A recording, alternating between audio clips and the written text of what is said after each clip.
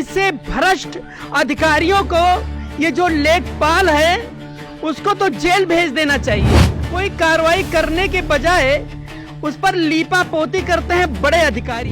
Sir ये जो लेखपाल हैं ये चोर नहीं, बहुत बड़ा चोर हैं। ऐसा कर्म किए शायद इनके लड़के के साथ ऐसा होता, जबकि ये जो कुछ बता रहे हैं इनका हमारे पास साक्ष्य साबूत गवाह सारी चीजें हैं। सर लेखपाल चोर है, घुसखोर है, नटवर लाल है। सर हमारे साथ खड़े हैं पीड़ित लाल जी और बड़ा ही बेईमान और धूर्त निकला लेखपाल जी। अगर उसको इस कलयुग का कहा जाए नटवर लाल जी तो कतई गलत नहीं होगा। मैं सुल्तान रिजवी और आप देख रहे हैं न्यूज़ NNC 24। दर्शकों, बड़े हैरत की बात है कि मौजूदा सरकार इतना सख्त है, अधिकारियों पर लगाम लगाए हुए है कि कोई भी गरीब अगर है तो उसका साथ दिया जाए, उसका काम किया जाए। लेकिन अफसोस की बात है ये सब फाइलों में ही सिमट के रह गई है, किसी को अब इंसाफ नहीं मिल रहा है। इसका जीता जो है जागता उदाहरण हमारे साथ खड़े हैं लाल जी। इनके बेटे का एक्सीडेंट हो गया था नंदिनी के पास, नवाबगंज के आगे जो नंदिनी महाविद्यालय है, और तकरीबन 2 साल हो गए, अभी तक इनको न्याय नहीं मिला। किसान बीमा दुर्घटना योजना जो होता है और उसमें तकरीबन 5 लाख रुपए का जो है अनुदान गवर्नमेंट की तरफ से मिलता है, लेकिन जो रिपोर्ट लगाने वाला लेखपाल था वो तो उसको ऐसा लगा कि हम शायद अपने जेब से दे रहे हैं। अरे धिक्कार हो ऐसे लेखपाल पे। हम तो ये कहेंगे जो मौजूदा सरकार है कि ऐसे भ्रष्ट अधिकारियों को ये जो लेखपाल है उसको तो जेल भेज देना चाहिए। लेकिन अफसोस कि इस पर कोई कार्रवाई करने के बजाय उस पर लीपापोती करते हैं बड़े अधिकारी। यानी अगर ये कहा जाए तो कतई गलत नहीं होगा कि गुलशन की बर्बादी की खातिर बस है कि उल्लू काफी था, हर शाख पे उल्लू बैठा है, अंजाम गुलिस्तां क्या होगा। बड़े अफसोस की बात है कि जिससे उम्मीद जताई जाती है कि वो हमारा काम करेंगे तो वही है भ्रष्ट और बेईमान निकल जाते हैं।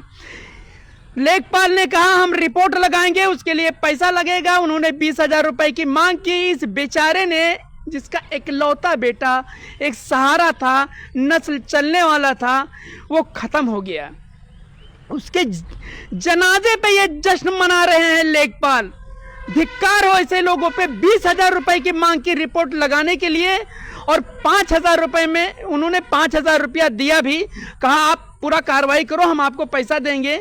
हम रोज जो है कुआं खोदते हैं, फिर पानी पीते हैं, नहीं मजदूरी करते हैं, गाड़ी वाड़ी इधर से चलाते हैं तो हमारा गुजर बसर होता है, लेकिन मैं ये पैसा आपको दूंगा, आप रिपोर्ट लगाइए। लेकिन इतना बड़ा धूर्त और फराड और नटवर लाल निकला कि उसने जो है गलत रिपोर्ट लगा दी।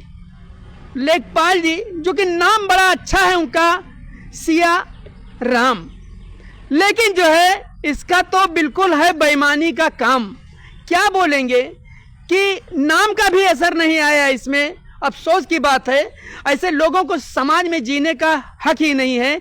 आइए हम पूरी बात उन्हीं से करते हैं जो हमारे साथ पीड़ित खड़े हैं, जिनके साथ ये हादसा हुआ है, जिनका जवान बेटा गया है, जो आज जो है न्याय की भीख मांग रहा है SDM से, DM से, साहब से, योगी जी से। अगर ये बात योगी जी तक जाएगी तो इसमें कोई शक नहीं कि हंटर लगना ज़रूरी है।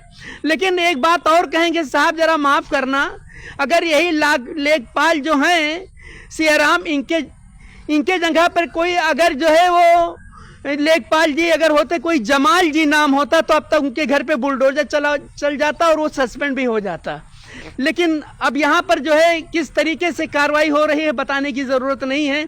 सियाराम जी हैं इसलिए बच गए और इन पे कोई कार्रवाई। खैर, अब आप सुनिए ये क्या कह रहे हैं, अपनी क्या रुदात बता रहे हैं, अपनी आप बीती बताइए, आपके साथ किस तरीके से बर्ताव किया गया, अभी तक आपका काम हुआ कि नहीं हुआ, बोलिए। सर कोई काम नहीं हुआ हमारा।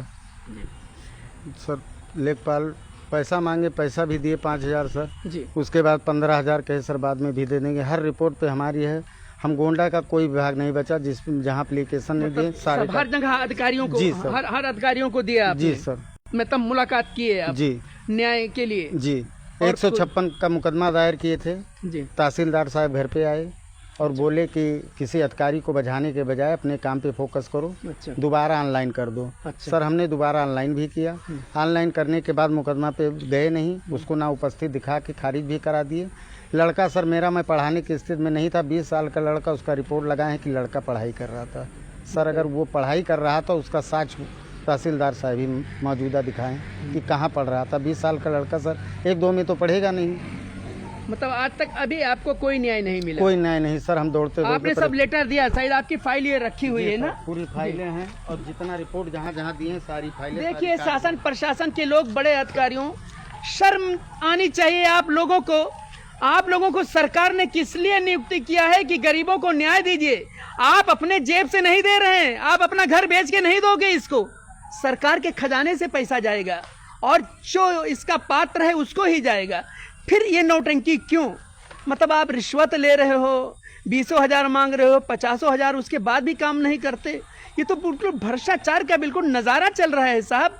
सोचने वाली बात है, एकदम से तरह तरह मचा हुआ है। बोलिए और क्या बोलेंगे आप? और तो नायब तहसीलदार क्या बोले कि मतलब मुकदमा वापस ले लो? नहीं सर, वो कहे कि अपने काम पे फोकस करो, दोबारा ऑनलाइन कर दीजिए। अच्छा। दोबारा ऑनलाइन कर दीजिए, किसी अधिकारी को बजाने के बजाय तुम दोबारा ऑनलाइन करिए, तुम्हारा काम हो जाएगा, पुनः विचार के लिए। उसके बाद हम सर ऑनलाइन किए, जब उसमें रिपोर्ट लगाया गया कि लड़का पढ़ रहा था और जो नए लेखपाल हैं उन्होंने उसी आधार पर लगा दिया कि क्षेत्रीय लेखपाल द्वारा पहले से निरस्त। नए लेखपाल को भी तरस नहीं आया आप पे? सर वो कह रहे हैं किसी अधिकारी, पहले बोले कि जब कोई थ्योरी डीएम के यहाँ से आएगा तभी उसी आधार पे कुछ काम कर पाएंगे हम। फिर उन्होंने यही रिपोर्ट लगा दिया कि क्षेत्रीय लेखपाल द्वारा निरस्त किया जाए, जिसका ये हम निकाल चुके हैं। मतलब उसी आधार रिपोर्ट को जो है उन्होंने कंटिन्यू कर दिया? जी सर, ये मौके पे है, ये सब निकलवा चुके हैं, उनका रिपोर्ट लगाया, रिपोर्ट भी है हमारे पास, सारी चीज़ें हैं।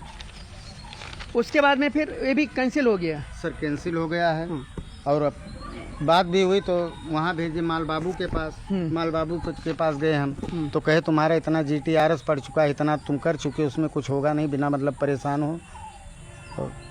साहब अगर आपके साथ कोई बदसलूकी करता है अधिकारी, और भी रिश्वत मांगने वाला, दबंगई करने वाला, गुंडई करने वाला अधिकारी अगर जो है बदसलूकी करता है और उसके खिलाफ अगर आप जाएंगे तो आपका काम नहीं होगा। यानी ये सरकार से बड़े हो गए, वो चाहे माल बाबू हों, चाहे नायब तहसीलदार हों या तहसीलदार हों। साहब आप लोगों के औलाद नहीं है क्या? अगर आपके लड़के का एक्सीडेंट हुआ होता, आपका लड़का जवान लड़का मर गया होता, उसका जनाजा निकलता अगर, तो कैसा दिल पे गुजरता? सोचिए ये बेचारे के दिल पे कैसा गुजर रहा है। आप लोगों के घर में औलाद नहीं है क्या? अरे खैर मनाओ, ईश्वर से डरो, भगवान से।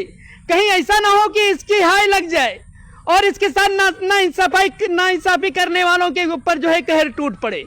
उम्मीद है कि ये बात हमारी, ये मीडिया के हवाले से जो अपनी बात कह रहा है वो अधिकारियों तक जाए और इस पर जो है कार्रवाई करें और इसको न्याय मिले। जो इसका हक है वो मिलना चाहिए। अधिकारी अपना घर खेत गहना जेवर बेच के नहीं देंगे। गवर्नमेंट का पैसा है, जनता के टैक्स का पैसा है, अरबों करोड़ों रुपए आता है। सिर्फ जो है जो जनता परेशान है और उनको जो योजना के तहत देना चाहिए पैसा, उस जो बाकायदा जो है रहता है खजाने में, उसको देना चाहिए। लेकिन यहाँ पर जो है कुछ और ही मामला चल रहा है। उम्मीद है कि ज़रूर मुख्यमंत्री जी इस बात को सुनेंगे और जो बड़े अधिकारी हैं, क्योंकि डीएम साहब भी इनकार कर चुके हैं, वहाँ भी लेटर दिए, नहीं हुआ कुछ। वहाँ दिए थे सर, तो वहाँ से कहते जब कोई थ्योरी आएगा तभी हम कुछ कर पाएंगे। उसके बाद माल बाबू के पास भेजे। अच्छा, फिर माल बाबू ने तो फिर गोलमाल कर दिया, बोले कुछ नहीं होगा। लेखपाल ने क्या किया वो तो आपने सुना ही। यानी कोई इसकी मदद करने वाला नहीं है। हैरत की बात है। लेकिन उम्मीद पे जो है दुनिया कायम है। जब उम्मीद पे बड़े बड़े नेता बीजेपी के रहते हैं और हारने वाले रहते हैं, उनको उम्मीद रहती है तो वो जीत जाते हैं, और जो जीतने वाला है वो हार जाता है। तो अभी बताने की ज़रूरत नहीं है साहब। तो क्या ये भी जो है नाउम्मीद हो जाएगा, और भरोसा है कि ज़रूर जो है इसकी बात ऊपर तक जाएगी और इसको न्याय मिलेगा।